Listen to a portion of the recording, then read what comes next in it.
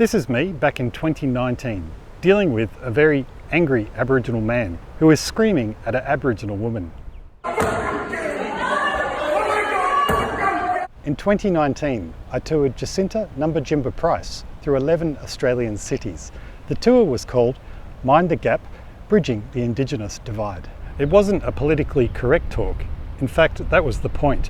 Audiences learned about Warlpiri culture and some unique Dreamtime stories, including one about a clitoris bird and another one about a big penis that comes out of the ground attacking women.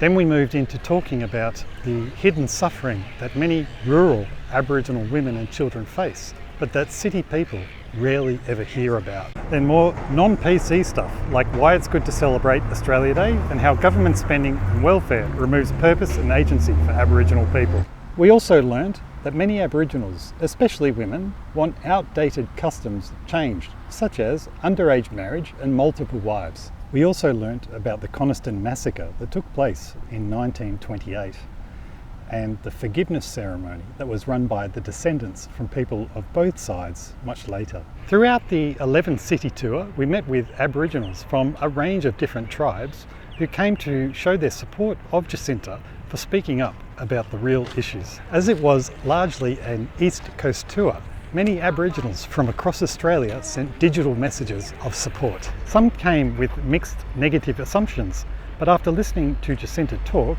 and in keeping an open mind, they walked away with positive views. Others were incredibly racist and made violent threats towards Jacinta and to a lesser extent myself before the tour had even started. So I found myself in the unusual situation of hiring heavy security to protect an Aboriginal woman speaking up for Indigenous women and children in a modern Australia. We didn't do acknowledgement of country or welcome to country anywhere that we went. For those who don't know, welcome to country is only several decades old and was invented by Ernie Dingo, an actor, and his friend when they had to welcome some Maoris to Australia. And surely, in a modern Australia, a woman doesn't need to seek permission from a man or a group of men to travel freely around Australia. Especially when talking about the hidden issues facing Indigenous women, children and men. This did cause a stir. The Coffs Harbour venue asked if I would cancel the contract with the council venue or concede and do a welcome to country. I didn't change the venue. Coffs Harbour Council were quite adamant to have this event cancelled to appease to some locals who were causing issues for them. So in essence, the council didn't want to give a platform to an Indigenous woman speaking up for Indigenous women and children. When organising media, I hit various brick walls with the ABC. Except for Adelaide, nobody wanted to give Jacinta a voice. ABC in Coffs Harbour were initially enthusiastic about an interview. However, perhaps after a bit of research, decided to cancel the interview. They had ample time to rebook, but chose to end communications with me on the matter.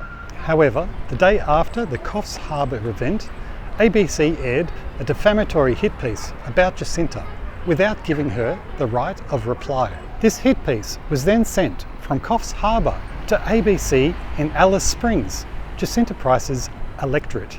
As Jacinta doesn't back down, she took ABC to task, and soon Paul Barry of ABC Media Watch was apologising on behalf of ABC, not once but twice. And a similar dispute about freedom of speech, which left the ABC looking stupid. During her Mind the Gap speaking tour around Australia, we urge people to support our position and boycott this event.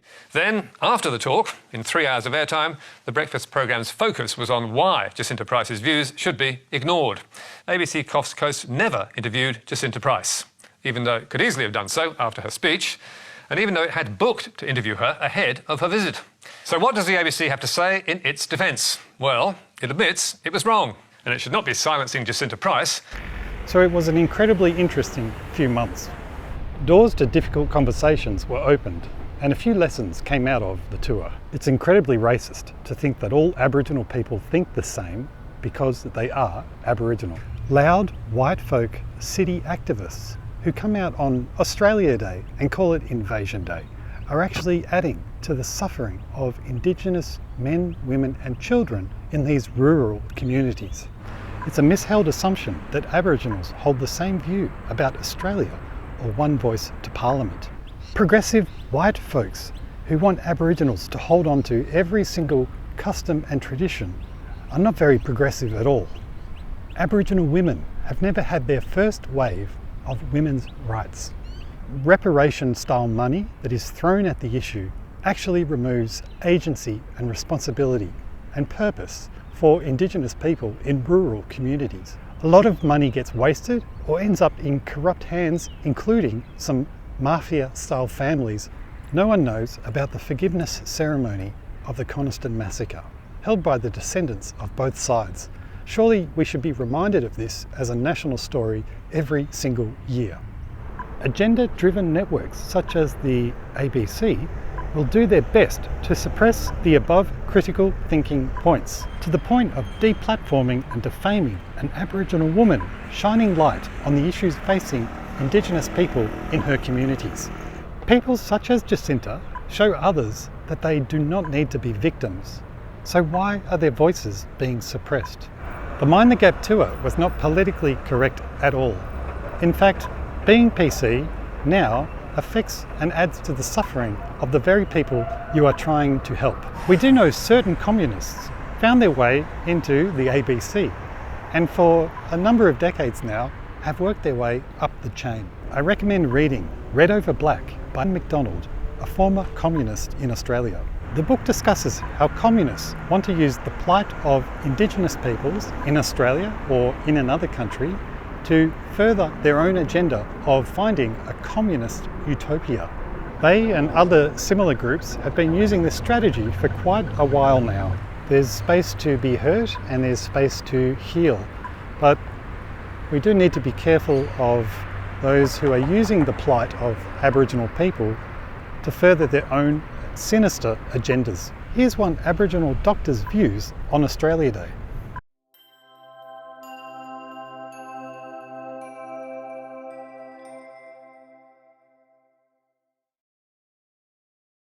There are many reasons to celebrate Australia Day. So happy Australia Day, cobbers.